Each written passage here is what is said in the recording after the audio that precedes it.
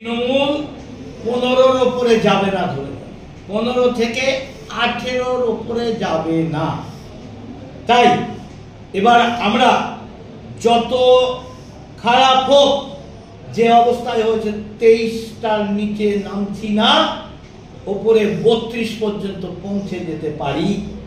Result কালকেই অপেক্ষা। দীর্ঘদিন বাম শাসনে মানুষকে মিথ্যা কথা বলা শিখানো অভ্যাস করেছে, আর তৃণমূল এসে আরো বদগুণগুলো অভ্যাস করিয়ে দিয়েছে। তাই মানুষের নৈতিক অধঃপতন ঘটেছে। আর পুলিশ প্রশাসন অত্যাচার, তৃণমূলী অত্যাচারে তারা সত্য কথা বলতে ভয় পায়।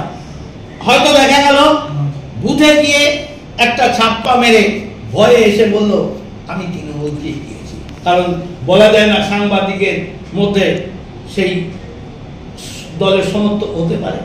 তাহলে ভয় পেয়ে তিনি সত্য কথাটা বলছেন না। অর্থাৎ যিনি বিজেপিকে দিয়েছেন, কিছু লোক এমন আছে তারা মিথ্যা কথা বলছেন আমি তৃণমূলকে দিয়েছি, যাতে তার বাড়িতে গিয়ে অত্যাচার না হয়।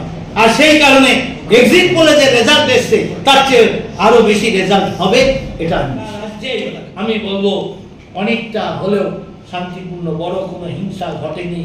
তাই খুন নির্বাচন কেন্দ্রিক হয়নি, বলবো মোটের ওপর শান্তিপূর্ণভাবেই হয়েছে। সেই শান্তিপূর্ণ পরিবেশ যাতে বজায় থাকে, নির্বাচনী কেন্দ্র, স্ট্রং রুম, গণনা কেন্দ্র শান্তি বজায় রাখার দায়িত্ব আমাদের উপরই। কোনো রকম যাতে ডিস্টার্ব না হয়, সঠিক ভোট হয়, তার চেষ্টা তারা করছে। বাইরে অনেক সময় বাইরের কর্ডন পুলিশ প্রশাসনের হাতে, এবং কিউআরটি টিম যে আছে তাদেরকে ব্যবহারের দায়িত্ব রয়েছে রাজ্য পুলিশের হাতে, কারণ তারা সব কিছু চেনে না। রাজ্য পুলিশ অনেক সময় কুইক অ্যাকশন তারা নিচ্ছেন না, তাই এগুলো স্পেশাল অবজারভার কাছে সঠিক তথ্য গিয়ে পৌঁছায় না যথাসময়ে।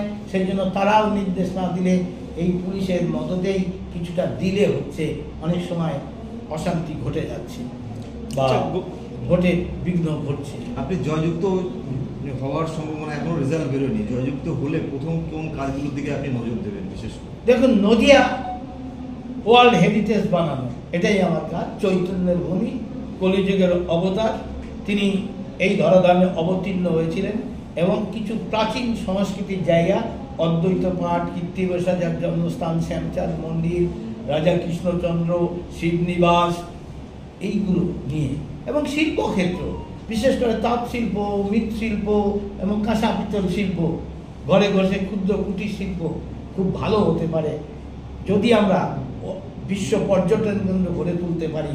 বিশ্বের সর্ববৃহৎ মন্দির